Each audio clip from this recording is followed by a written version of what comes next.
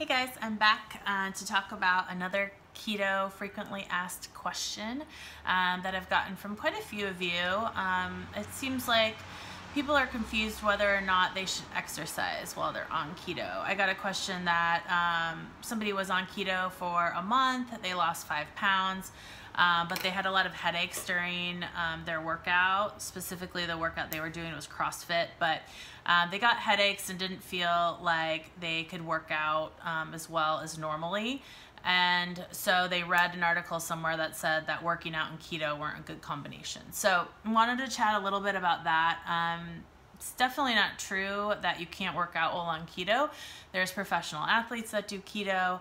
There are plenty of recreational athletes that do keto and have great workouts. I think what this person was experiencing is super common because electrolytes are hugely important when you first begin keto, but also as you go throughout your entire keto lifestyle. So for me, the entire 21 months that I have been keto, electrolytes have been a huge focus for me and making sure that you keep those balanced. I prefer to do that through food.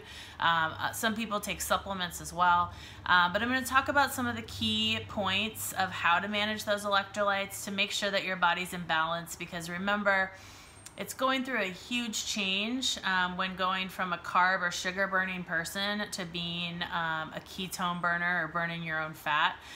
Depending on how many years you've been on this earth, probably the majority of them you've been burning carbs and sugar. So to switch your body over obviously can be a somewhat arduous process for the body. It's going to need some time to adjust. It's going to need some rest and recovery. And it's going to need you to keep those electrolytes in balance so that it can work as well as possible. So the number one thing to remember in managing your electrolytes is water. So water is important for everybody. An easy rule of thumb is an ounce for every 2 pounds that you weigh. So if you weigh 200 pounds, drink at least 100 ounces of water per day.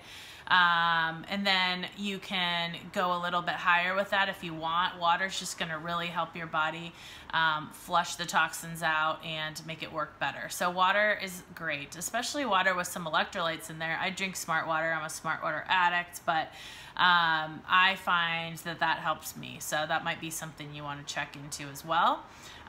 Potassium and magnesium are super important. Again, those are probably two that a lot of people might take supplements for. Avocados, spinach, dark chocolate, all great sources. So there's definitely ways to get that through food. You just have to kind of remember to focus on that. Avocados have about twice as much potassium as a banana. So people are used to eating sugary bananas. I know growing up playing soccer, I would get leg cramps or foot cramps or whatever, and it'd always be like, eat this banana, eat this banana. But there's definitely non-sugary ways to get those into your diet. So make sure you focus on that. I can always tell when I haven't been eating enough avocado, because that's my normal source, or spinach, which I love, because I will start to get little foot cramps. So, and I immediately eat an avocado and it gets better. So look up the other food sources that you can get potassium and magnesium from, but make sure you're focusing on that. Another one is salt. So when you're eating a lot of carbs, everything has salt added into it. So bread, for one example, has a lot of sodium or salt in it.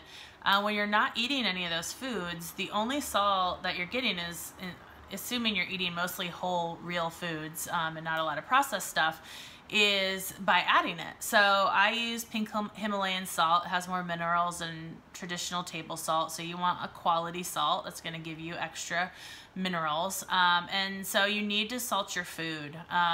Make sure that you're adding it to anything that you're cooking. And then you can get additional salt from doing things like sipping broth. I know some people take, especially in the beginning, shots of pickle juice or other things that are salty. But your body will need that since a lot of the foods you're eating aren't providing it anymore. So that one's important. And then finally, rest. It is a big transition for your body. Make sure that you're giving your body the rest that it needs. You might want to try to give it a little extra rest, another hour or two per night, to kind of help it recover faster from some of these workouts during the transition and throughout. I find that I sleep much better on keto. So if you're new to keto, that might be one of the first things you start noticing, is that since your body's not going up and down on sugar crashes all day long, that you can sleep better. So make sure you're getting that rest. Again, think about your body and think about all the things that it's going through inside to transition to this way of eating, and just take care of yourself. So hopefully these tips help. If you get all those electrolytes under control, then I think you're going to find it much simpler for your workouts, but just getting through that initial stage of keto on your way towards being keto adapted in general. So if you like this video, give it a thumbs up, and then if you have any additional questions, you can ask me in the comments, and check out my blog for a bunch of other keto FAQs. Thank you.